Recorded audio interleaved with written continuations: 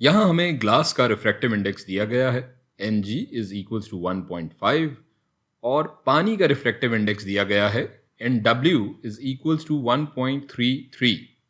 सवाल यह है कि पानी का रिफ्रैक्टिव इंडेक्स मालूम करें ग्लास के मुकाबले में, यानी Ngw मालूम करना है हमें।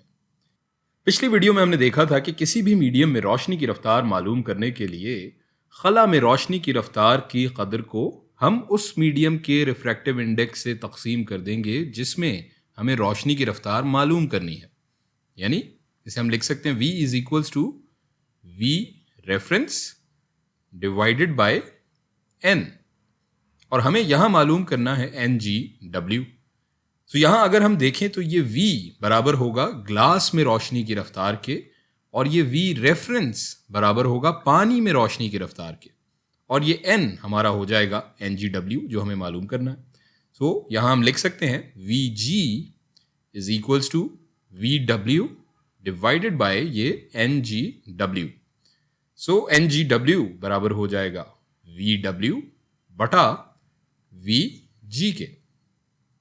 हम जानते हैं कि अगर रेफरेंस मीडियम ना दिया गया हो तो खला या वैक्यूम ही हमारा रेफरेंस मीडियम होता है।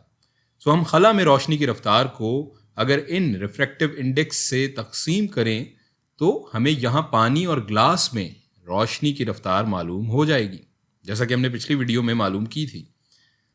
Ngw बराबर हो जाएगा, ये Vw की जगह रोशनी की रफ्तार से डिवाइड कर देंगे पानी के रिफ्रैक्टिव इंडेक्स को, सो C बटा 1.33 डिवाइडेड बाय ये Vg इसी तरह C बटा 1.5 हो जाएगा। अब इसे अगर हम रीअरेंज करके लिखें तो ये हो जाएगा C बटा 1.33, और ये ऊपर अगर ले जाएं इसे मल्टीप्लाई कर दें तो ये हो जाएगा 1.5 बटा C। यहाँ ये C और C आपस में कट जाएंगे और ये बराबर हो जाएगा 1.5 बटा 1.33, और Ngw बराबर हो जाएगा, इसको अगर हम कैलकुलेट करें कैलकुलेटर से, 1.13 के। सो अगर हम एक उमूमी कुलिया या जनरल फॉर्मूला लिखना चाहें तो हम लिख सकते हैं Ngw बराबर है, यहां से अगर हम देखें Ng बटा Nw के। ये तो इस ग्लास और पानी के हिसाब से हो गया हमारा फॉर्मूला जो यहां इस सवाल में दिए गए थे।